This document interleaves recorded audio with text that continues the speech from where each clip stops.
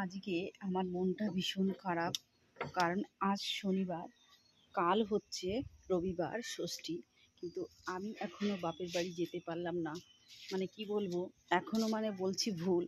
কারণ কি, আমি যতদিন এই ব্যবসাটা চালু করেছি ততদিন থেকে আমার বাপের বাড়ি ষষ্ঠী করতে যাওয়া হয় না। তার মানে এটাই ধরে নিচ্ছি কোনোদিন আর ষষ্ঠী করতে আমি যেতে পারবো না। অনেক কষ্ট পাচ্ছি। আমার দিদি গেছে ষষ্ঠী করতে বনগাঁ গোপালনগর, 24 পরগনা, যেটা বলে পাল্লা কথায়। তা আমার বোন এসছে উড়িষ্যাতে আমার বাপের বাড়ি, ওখানেও ষষ্ঠী হচ্ছে। দু জায়গা বাপের বাড়ি, দু জায়গায় ষষ্ঠী হচ্ছে, কিন্তু আমি যেতে পারছি না। এতটাই খারাপ লাগছে। আর যেটা বলবো, ষষ্ঠী মানেই কাঁঠাল, আম, জাম, চিড়া মুড়ি, দই মিষ্টি, এইসব, তাই তো? কিন্তু এখনকার জামাইরা এসব কিন্তু খায় না, জানেন তো? এখনকার জামাইরা কি খায় বলেন তো? খাসির মাংস, মানে কি বলবো, ভীষণ ভালো লাগে না? আর আমি এমন করে বলছি মনে হচ্ছে আমিই খাই, কিন্তু আসলে আমি কোনো মাংস খাই না। তা সত্যি বলছি, ভীষণ খারাপ লাগছে। কাল ষষ্ঠী, আপনারা কে কে যাচ্ছেন ষষ্ঠী করতে জানি না, কিন্তু আর কিছু বলার নেই। আমি এখন দোকান খুলতে যাচ্ছি, তাই ভাবলাম যারা যারা ভালো খায় কাঁঠাল, তাদের জন্য ভিডিওটা যদি পাঠিয়ে দিই তাদের অনেক ভালো লাগবে। আর যারা না খায় তারা মুখ মুচড়িয়ে সাইড কেটে চলে যাবে আমার ভিডিওটা না দেখে।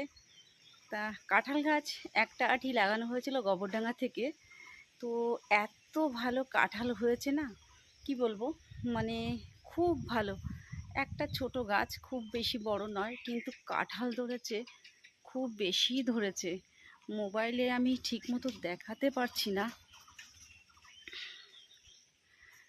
হ্যাঁ, আর এই যে নিচে যে কাঁঠালটা, এটা তো খুব ভীষণ বড়, ভীষণ বড়। তো বলতে বলতে আমি দোকানে চলেও এসেছি, রোডের উপরে।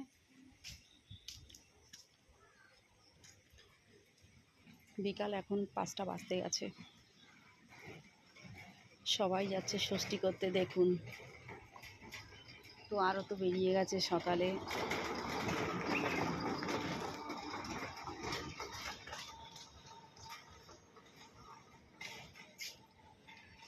আর কিছু বলার নেই, আপনারা যান, সুস্থ হয়ে বাড়িতে ফেরেন, ভালো মন্দ খেয়ে আসেন, শাশুড়ি হাতের রান্না।